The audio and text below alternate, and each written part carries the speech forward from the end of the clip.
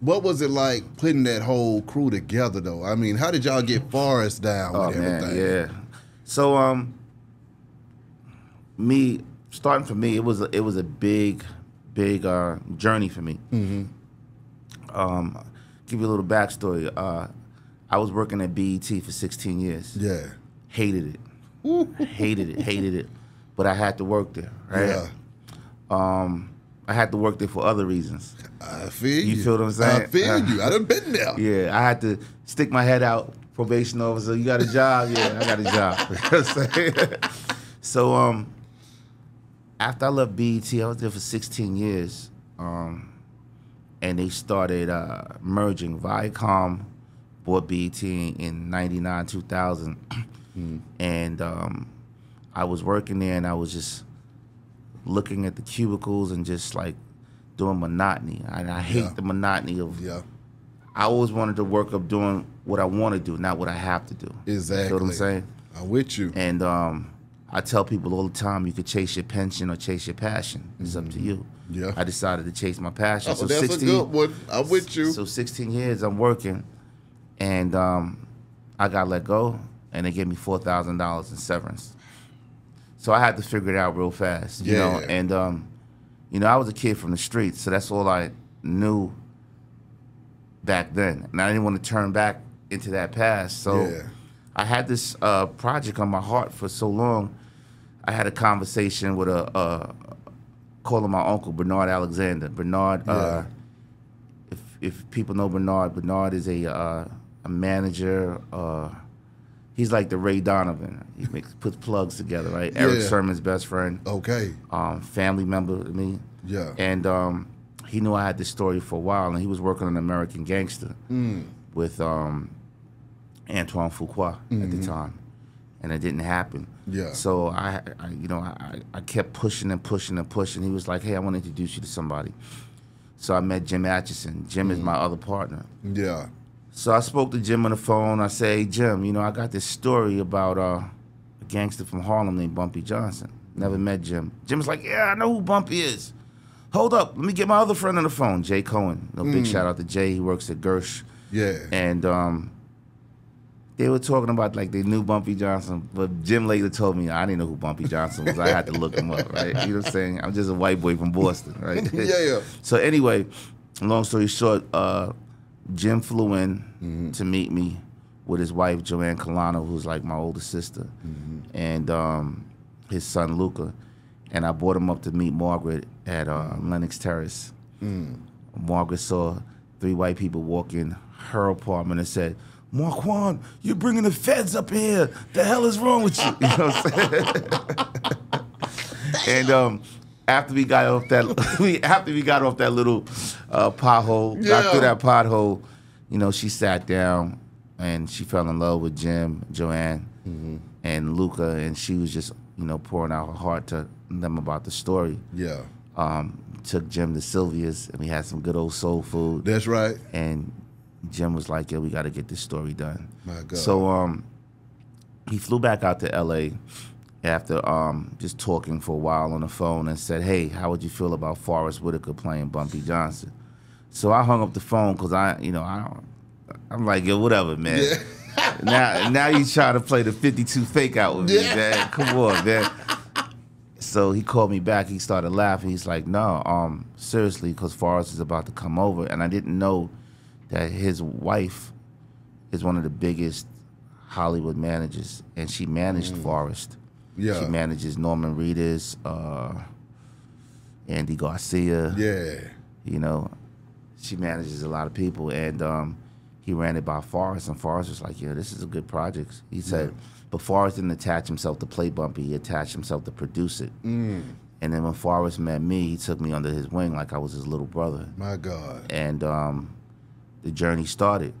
So we were looking for a writer, just looking for a writer. So one day, I was up late at night reading some spec scripts because I was getting samples from WME, from UTA, from CAA. Yeah. Gersh. Yeah. And it wasn't just hitting the writer. Yeah. And I'm a gangster aficionado, so I love to watch gangster movies. So I was looking through my IMDb, and I saw Hoodlum. Come on now. And Hoodlum is the first Bumpy Johnson project that I seen that went to the big screen. That's right. It was Bumpy, pre-Bumpy, 1920s, 1930s with Madam Sinclair. Yeah. And Lawrence Fishburne, Vanessa Williams, Cicely Tyson. That's right. Played, Lawrence played Bumpy. And I looked at the writers and it said Chris Brancato and Paul Eckstein. So I called my partner Jim. I said, "Hey, you know Chris Brancato?" He said, "Chris, the writer. He lives right across the street. Joanne makes, a big Italian meal for and invites him and his family over every Sunday." My God. I said, "Well, he knows the lay of the land because he did Hoodlum." Yeah. He's like, I said, "He also did Narcos." He said, He said, "Let me talk to him." So he reached out to Chris. Yeah. And Chris said, "I did Bumpy Johnson. We did that back in 98, 99, whatever it was. Maybe 90, maybe earlier than that." But I'm working on a project called Las Sirenas. It's a pilot that's being hopefully bought for CBS, so I won't be able to do it. I was like, all right. So Jim called me back with the news. I said, "What about Paul, his other partner?" Yeah. Jim said, all right, let me call back Chris. And Chris said Paul was like, "I would love to work on this." Get kind of emotional because Paul just passed away a couple of months ago. My God. So Paul reached out and flew out to New York City. Yeah. We sat down, we talked, and I thought I was going to see this. His last name is Eckstein, like a Jewish last name. I thought I was going to see this guy with a yarmulke and curly talking to me, And he's mixed. His mother was mother's black, father's Jewish. Okay. And greatest person I ever met. And he said, "Yo, I would love to do this." Yeah. And Bumpy put my grandmother through secretarial school. Okay, now. And we grinded it out, man, for 6 months, just grinding. I tell people that a lot of people want success. Yeah. But are you ready to eat a tuna fish sandwich? Come on now. Are you ready to eat ramen noodles? Facts. Are you ready to sleep on somebody's floor because you can't afford a hotel for that night, so you need to humble yourself? Exactly. Are you ready to say, "Hey, yo, B-High, you got to hook up on buddy passes"? Come on. Because I need I got to fly out. Yeah. And I got a meeting at Netflix Monday morning. I can't afford a regular flight, so I'm willing to wait to see if I can find a seat on that plane. Yeah. That's my life. So I tell people all the time, don't look at my glory before you know my story. Thanks. You know what I'm saying? So Paul grinded it out with me. I mean, I remember flying back and forth to LA broke, sleeping on his garage floor, dog licking my face. You know what I'm saying? Papers everywhere. I think it was about 5 months later. Chris was like, "You know what? All right, let's do this." His El Chapo project didn't get picked up. He wasn't working on Narcos anymore and Las Sirenas, so he was like, he had some time. Yeah. And Chris said, the way we're going to do this, we're going to tell post-Bumpy, an older black gangster coming home in his 60s and the world that he's facing. My God. And that's how Godfather of Harlem came to be, and we just started shopping it, man. We was shopping it everywhere.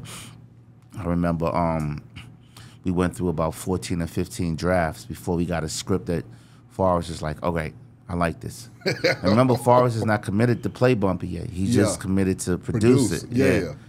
And we had to get that green light. And I remember we went out with this in around Halloween, November. And it's the worst time to go out with a project because of the holidays. Yeah. And we needed Forrest's okay. And we couldn't get in contact with Forrest for like 2-3 days. And it was like, where's Forrest at? Joanne didn't know where Forrest was in Egypt. Oh. So he said, yes, absolutely. I would love to play Ellsworth Raymond Johnson.